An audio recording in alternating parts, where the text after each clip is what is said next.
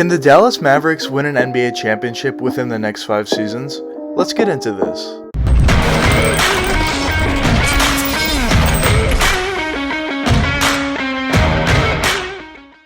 Quickly before we get the video started, if you guys enjoyed this video and want to see more NBA content just like this one, hit that subscribe button and that post notification bell. Anyways, back to the video. Shortly after trading for Luka Doncic on draft night with the number 3 overall pick all the way back in 2018, the Mavericks realized they had an absolute superstar on their hands. And due to that, the Mavericks quickly realized they had to build around Luka Doncic. I made a video about this recently, check that out if you haven't seen it. But once the Mavericks realized that Luka was a true star in this league and him and Dennis Smith Jr. didn't work out together, they instantly picked Luka, and shortly after that they traded Dennis Smith Jr. to the New York Knicks. And actually in a perfect opportunity for them seen at the time, the New York Knicks were having some issues with Kristaps Porzingis, and actually they traded Kristaps Porzingis to the Dallas Mavericks. And at the time it was seen that KP was the absolute perfect player to pair next to a guy like Luka Doncic. Their pick and roll and pick and pop game would just be so unstoppable. And even though KP was coming off an ACL injury, he was still seen as a very promising player going forward, and now pairing him on a much better team in Dallas next to a guy in Luka Doncic that's a fantastic passer and would definitely get the best out of him, people saw that as an amazing opportunity for both Luka and KP going forward, and they saw the Mavericks as a powerhouse going forward potentially. Now in the first season when KP originally got traded to the Dallas Mavericks, he was still coming off his ACL injury and he actually ended up not playing for the rest of that season, but Luka was completely going off in that season, and going into next season there was a ton of excitement to see what KP can actually add to this team and how KP and Luka could play together. In KP's initial season after coming off his ACL injury, things look very promising. He was averaging 20 points per game on a pretty efficient 43% from the field, 10 rebounds per game, and also adding 2 assists per game, which was a fantastic stat line, especially considering that KP would be the number 2 option in this Dallas Mavericks offense, and Luka Doncic was still completely going off for the Mavericks. And when you actually talk about Luka and KP playing together in terms of the pick and roll, or Luka breaking down the defense and kicking out to KP for a wide open 3, or maybe KP just doing his thing and kicking out to Luka for wide open 3, things look very promising early on. The biggest thing about why KP was such a good fit with Luka was KP was such a versatile big and such a perfect big for the new aged NBA. With Luka, he can obviously run the pick and pop because he's a fantastic shooter, especially from that 3-point range, and obviously of course at mid-range as well. KP is known as being one of the best shooters in terms of big men, but also he can run the pick and roll as well and dunk over whatever defender was in his way. KP was also seen as a very athletic big, and of course at that 7'3" size with very long arms, he can dunk over you or finish around you with crafty layup at the basket. But KP's versatility also came in handy whenever Luka had the ball and KP was off ball. Besides just spotting up from that 3-point range, he can also use his athleticism to make a quick cut all the way to the basket, take some pressure off Luka, and Luka can quickly fire that pass into KP for a wide open dunk for him. And what that does for Luka and KP specifically is now when KP shows the ability to cut all the way to the basket, that defender really has to pay a lot more attention to him in terms of cutting backdoor. So now maybe he can easily spot up for a 3 and hit that wide open jump shot because the defender is backing off him a little bit due to the fact that they're worried about KP quickly making a cut all the way to the basket. So it helped KP in that sense, but it would also help Luka in the sense that when Luka is trying to play one-on-one against whoever's defending him and trying to cook him and just getting easy buckets that way, it would help him a lot more because when he gets by his initial defender and he's getting all the way to the basket for a wide open easy dunk or layup, now the guy who's guarding KP would be less likely to help off KP. KP has shown the ability to make a quick cut all the way to the basket, but it also has shown the ability to hit that catch and shoot 3-point jump shot. So it just takes so much pressure off a guy like Luka as well, and now it takes Luka from an extremely effective superstar into just that much better, and it basically makes him impossible to stop. But even though KP and Luka were looking very good together, and KP specifically was looking very good after his ACL injury, there were some issues with KP specifically, and the first issue was just the amount of games he was playing. Now of course in his first season back from a major surgery, the Mavs definitely wanted to keep KP fresh, and they would be very cautious with him. If he had like a small injury, they would keep him out, maybe they would give him some rest days, but either way he was starting to show signs of some subtle injuries here and there, and in his first season back he only played 57 games. Now considering he was coming off a major ACL injury and he's also 7'3", and people who are typically taller don't deal as well with those injuries, major injuries to their legs and their knees, it was not seen as a big problem at the time, but it was definitely something to think about looking back. And of course KP was playing even better in the 2020 NBA season than he was in the 2019 NBA season, although he definitely did go through some subtle injuries here and there. For the most part he was mostly healthy during the regular season in that 2020 NBA season. But of course that 2020 NBA season had to get cut short because we all know the reason why that happened. And then during the NBA bubble, in the playoffs, KP was actually playing very well. He was shooting very efficiently and effectively. He was playing good defense. He was playing well offensively in terms of creating for himself, in terms of his post shots, mid-range shots, looking very mobile, driving all the way to the basket in pick and roll, pick and pop situation with Luka. They were playing extremely well overall. But unfortunately, in that same playoff matchup against the Los Angeles Clippers, KP went down with a torn Achilles. And now this was the second major injury for a guy who's over 7 feet in a very short span of time. And luckily for KP, it was only a partial tear of his Achilles, so he was actually able to come back the following season, which was this previous season. And in terms of the numbers during the regular season, KP put up some good numbers, basically identical stats to what he was doing in the 2019 NBA season: 20 points per game, 48% shooting from the field, 9 rebounds per game, and basically 2 assists per game. But the issue was still coming up with the injuries. KP this season only played 43 games. Now, it was out of a 72 game season, but either way, only playing 43 games is not enough. And they always say the best ability is your availability, and KP was showing time in and time again that he was kind of injury prone and getting injured way too much. Even if it was small injuries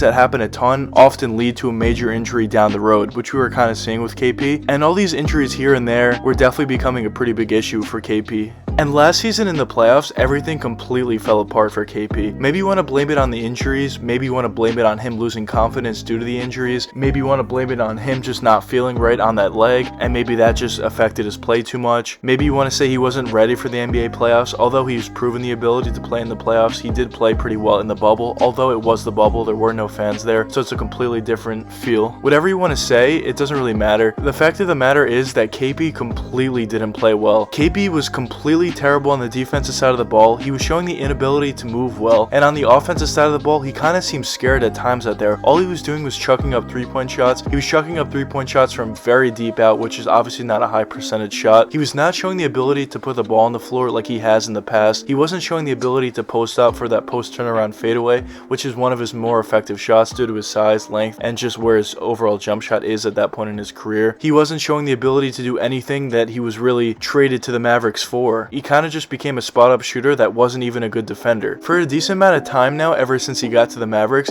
he kind of struggled within the pick-and-roll defense, and that was something he was trying to work upon. But especially in the playoffs, he truly struggled with it tremendously, even more than he did in the past. And overall, KP was just not a good player. He was a negative for the Mavericks in that playoff series. And basically, they were paying a max contract to a guy that was just a catch-and-shoot 3-point shooter at that point. And that's basically the point where we are at right now. But now the question of the video is, could this Mavericks team actually win an NBA championship within the next 5 seasons? Now, before you can even think about winning an NBA championship or even competing for an NBA championship, in my opinion, I really think you need to figure out what's going on with this KP situation. Maybe as the Mavericks, you still believe in KP going forward, and you think he could potentially be that same guy that he was in the past, and maybe even better than that going forward. If that's the case, you definitely completely believe in him. You tell KP that you believe in him, and you just give him a lot more confidence that the organization believes in him. That does a ton for a player. But in the other case scenario that you don't believe in KP, and maybe you want to move on from him if you even can with the contract he has, you have to trade him sooner rather than later. Now, at this point, it doesn't seem very likely that the Mavericks are going to trade KP before the season starts, so it seems at the very least KP is going to be on the Mavericks until the trade deadline. Now, if KP plays extremely poorly during the regular season, maybe at the trade deadline, maybe they really try to move him out there and maybe have to add some assets along with KP's contract in order to move him. Maybe something like that could happen going forward. But currently, until that point, he's probably going to be on the Mavericks, so we'll see how he plays during the regular season. But let's say for the sake of the video, the Mavericks do believe in KP going forward, and they're committed to playing Luka and KP together. If that's the case, I think you definitely have a ton of talent on your team. Of course, Luka is one of the best players in the NBA already, and he's super young and getting better each and every season, so you would expect him to get better next season than the season after that, and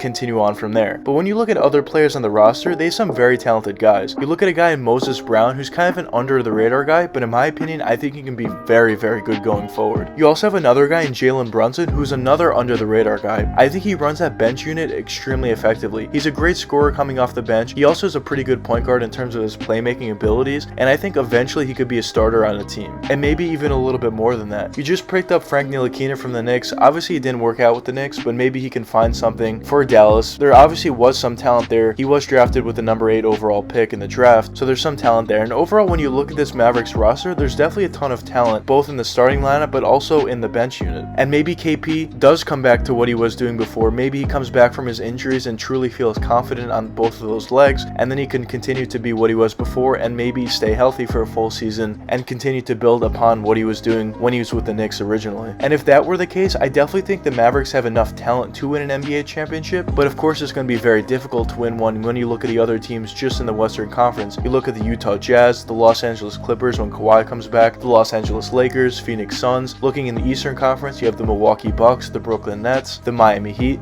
There's definitely a ton of teams that would be very challenging for this Dallas Mavericks team to beat, but I still do think this Dallas Mavericks team has a ton of talent, especially if KP comes back to the player that he was previous. But let's say for the sake of the video, KP does come back to what he was previous with the Knicks. Luka continuously gets better. All the other players on their team continuously get better. Jalen Brunson, some of the other guys on their team, Tim Hardaway Jr. I still think this team probably needs a third star to truly contend for an NBA championship. Although at this point, with KP and Luka, I think they could definitely be a very good team and maybe make it pretty deep within the playoffs. But to actually win an NBA championship, I really think this Mavericks team would need to get that third star. It doesn't have to be a superstar, but a third guy that would be a legitimate star. And this is obviously if KP does turn into the same player that he was previous. If he doesn't, then the Mavericks need to go out and find a second star and then eventually a third star. But to give a quick answer whether I think the Mavericks have a chance to win an NBA championship within the next 5 seasons, I think you always have a chance to win an NBA championship when you have a player as good as Luka is in the NBA is currently. But anyways, let me know what you guys think in the comments. Do you guys think this Mavericks team can win an NBA championship within the next 5 seasons, or do you not think so? But anyways, I hope you guys enjoyed the video, and if you did enjoy it, please leave a like and subscribe and hit that post notification bell. It really helps me out a lot. Until the next time, peace out guys.